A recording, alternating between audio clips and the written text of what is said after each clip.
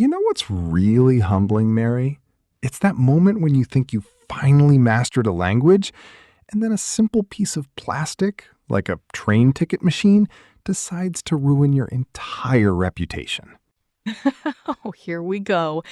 What happened this time, Bruno? Did you accidentally buy a season pass for a city you don't even live in? Worse. I was in Tokyo last year, right? And I'm standing in front of this massive glowing ticket machine at Shinjuku Station. Now, I've practiced my where is the train phrases. I'm feeling confident. I've got my backpack on. I look like a pro traveler. I can see it now. Very adventurer chic. Exactly. So I press a button that I thought said English, but instead the screen starts flashing red and this very loud, very polite voice starts shouting at me in Japanese. I panicked, Mary. I didn't want to cause a scene, so I just started bowing at the machine. Just bowing and saying sumimasen over and over again to a computer. Wait, you were apologizing to the ticket machine? Bruno, that is peak lost in translation energy. Did anyone see you? A group of school children walked past and just stared. I think I'm a local legend there now. The bowing foreigner of Platform 4. It was a disaster. Well, at least you were polite. But honestly, that's such a common fear. Welcome to the B&M English Podcast, everyone. I'm Mary, the one who usually knows where she's going. And I'm Bruno, the guy who apologizes to electronics. Today, we're talking about those messy, funny, and sometimes stressful moments when we're traveling and trying to find our way around. It's a big topic, especially for our A2 learners. We're going to look at how to handle those blunders and, more importantly, the words you actually need so you don't end up bowing to a machine like Bruno did. Hey, it worked eventually. A nice lady helped me. But yeah, let's make sure our listeners have a smoother trip than I did. Okay, Bruno. We've established that ticket machines are your natural enemies. But let's get into the meat of the lesson. When we're traveling, it's not just about the tickets. It's about the whole experience of moving from point A to point B. Right. And point B is usually a hotel bed, but sometimes getting there feels like a marathon. I remember one time, story number 2 for the day, I finally arrived at my hotel in Rome. I had booked it because the photos showed this luxury marble balcony. Oh, I love a good balcony. Let me guess. It wasn't exactly luxury? Mary, the balcony was a 10-inch ledge where I could barely fit my left foot. And the view? It wasn't the Colosseum. It was a very loud construction site and a guy eating a sandwich on a crane.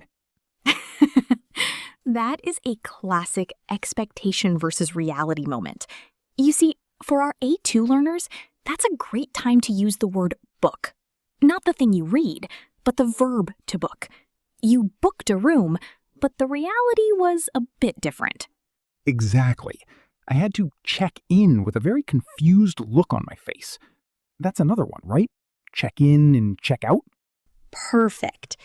To check in is when you arrive and give your name, and to check out is when you pay and leave. But Bruno, tell me, how did you even find the hotel? Did you use a map or just follow the smell of pasta? I tried to use a digital map, but my phone died, so I had to ask a local. This is story number 3, and it's a bit of a hypothetical what if for our listeners. Imagine you're standing on a street corner. Your phone is a black brick, and you have to actually talk to a human. What? Talk to a person without an app? How brave of you! It was terrifying. I used the simplest English I could. I just said, "Excuse me, where is the hotel?" But I forgot the name of my hotel. I just kept saying, "The one with the tiny balcony." And surprisingly, they didn't know which one you meant in a city of 1,000 balconies? Surprisingly, no. They just pointed toward the river. I think they just wanted me to go away. But that brings us to the word depart. Trains depart, buses depart, and I departed that street corner feeling very confused. You're on fire with the vocab today. So we have book, check in, check out, and depart. Also, arrive. You arrive at a station or arrive in a city. Just remember, Bruno, next time maybe print the map. I'm a digital guy, Mary. I live on the edge, usually a very small balcony edge.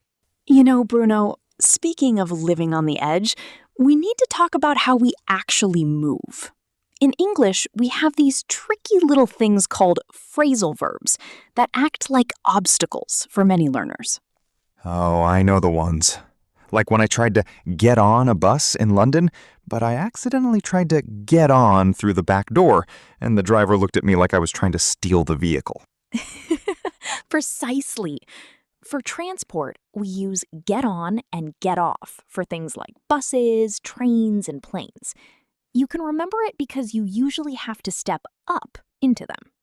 And for cars, it's get in and get out, right? Because you're folding yourself into a little metal box. Exactly. Now, there's another one I love, set off. That's when you actually start your journey. Like, we set off for the airport at 5 a.m. 5 a.m.? That's not a journey, Mary. That's a tragedy. I never set off that early unless there is a very high-quality breakfast waiting for me on the other side. Well, if you want to avoid the crowds, you have to. But here is a fluency tip for our A2 listeners. Don't be afraid of filler words. You mean like and I'm a professional at those. I use them even when I'm speaking my own language. Exactly. When you're traveling and you're stressed, your brain might freeze. Instead of just staying silent, say, well, or let me think, or actually. It gives you an extra 2 seconds to remember if the word was platform or balcony. Right. It makes you sound more natural and less like a robot. It shows the person you're talking to that you are thinking, you just need a moment. Well, let me think. Where is my tiny balcony? See? I'm already sounding like a local. You're sounding like a very confused tourist, but the rhythm is perfect. Well, I think I've shared enough of my travel trauma for one day. From bowing to machines to living on a ledge, I've done it all so our listeners don't have to. You are a true martyr for education, Bruno. But honestly, your stories are perfect examples of why we learn. It's not about being perfect. It's about being able to laugh, use a filler word, and eventually find your way to that tiny balcony. Exactly. So let's do a quick recap. We talked about booking your stay, checking in and out, and the importance of knowing when your bus departs so you don't get left behind. And don't forget our phrasal verbs. Get on and get off for the big stuff, and set off when you start your adventure. Use those fillers like well and actually to give your brain a break. Speaking of adventures, it's time for the weekly challenge. We want to hear from you. That's right. Your challenge this week is to think of your dream travel destination, anywhere in the world, and describe it using 3 words or phrases we talked about today. Are you gonna set off for a beach? Did you book a fancy hotel? Or maybe you're like me and you just want to find a train station where the machines are nice to you. Post your answers in the comments or send them our way. We can't wait to read them. Thanks for hanging out with us at the B&M English Podcast. I'm Mary. And I'm Bruno.